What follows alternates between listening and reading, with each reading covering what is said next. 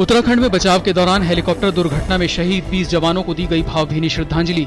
देहरादून में केंद्रीय गृह मंत्री सुशील कुमार शिंदे, थल सेना अध्यक्ष जनरल बिक्रम सिंह, उत्तराखंड के मुख्यमंत्री विजय बहुगुणा और सेना के वरिष्ठ अधिकारियों ने भी दी देश के सपूतों को श्रद्धांजलि। मंगलवार को गौरीकुंड में राहत के काम में जुटा Mi-17 हेलीकॉप्टर हुआ था हादसे का शिकार। खराब मौसम के बीच भी जारी है उत्तराखंड में राहत और बचाव का काम। हरसिल से सभी लोगों को सुरक्षित निकाला गया। बद्रीनाथ में फंसे 1900 लोगों को बचाने के लिए किया जाएगा अभियान तेज। गृह मंत्री सुशील शिंदे ने कहा, बचाव अभियान में और तेजी लाई जाएगी।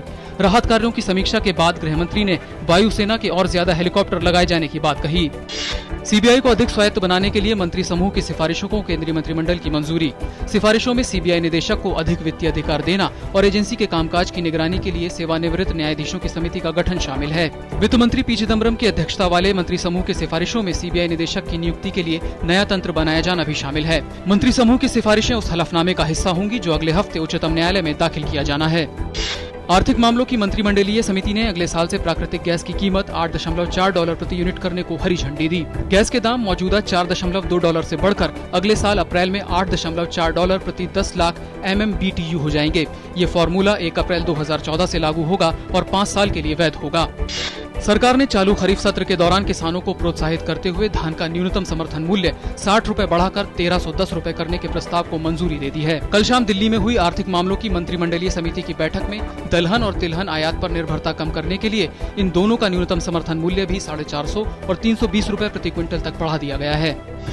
चीन ने कहा वो भारत के साथ सीमा विवाद के हल के लिए प्रतिबद्ध है। सीमा विवाद को लेकर दोनों देशों के विशेष प्रतिनिधि 16वें दौर की बातचीत कर रहे हैं। इसमें भारत की ओर से राष्ट्रीय सुरक्षा सलाहकार शिवशंकर मेनन और चीन की ओर से हाल ही में नियुक्त विशेष प्रतिनिधि योंग जीची भाग ले रहे हैं।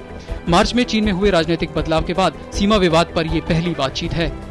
नेल्सन मंडेला की हालत में पहले से सुधार, लेकिन अब भी उनकी हालत नाजुक बनी हुई है और वो जीवन रक्षक प्रणाली के सहारे हैं। इस बीच दक्षिण अफ्रीका के अलग अलग हिस्सों में उनके स्वास्थ्य के लिए प्रार्थना सभाओं का आयोजन किया जा रहा है। अमेरिका में 2,40,000 भारतीयों सहित करीब 1.1 करोड़ अवैध प्रवासियों को नागरिकता देने के मकसद से लाए गए आव्रजन विधेयक के रास्ते का अवरोध खत्म हुआ।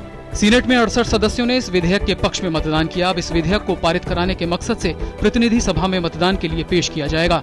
राष्ट्रपति बराक ओबामा ने इस विधेयक का समर्थन किया है। इस विधेयक के भारी बहुमत से पारित होने की उम्मीद है। श्री अमरनाथ यात्रा के लिए खराब मौसम और बारिश के बावजूद बालताल और नूनवान आधार शिविर से लगभग 6000 यात्रियों का जत्था कल रवाना हो गया।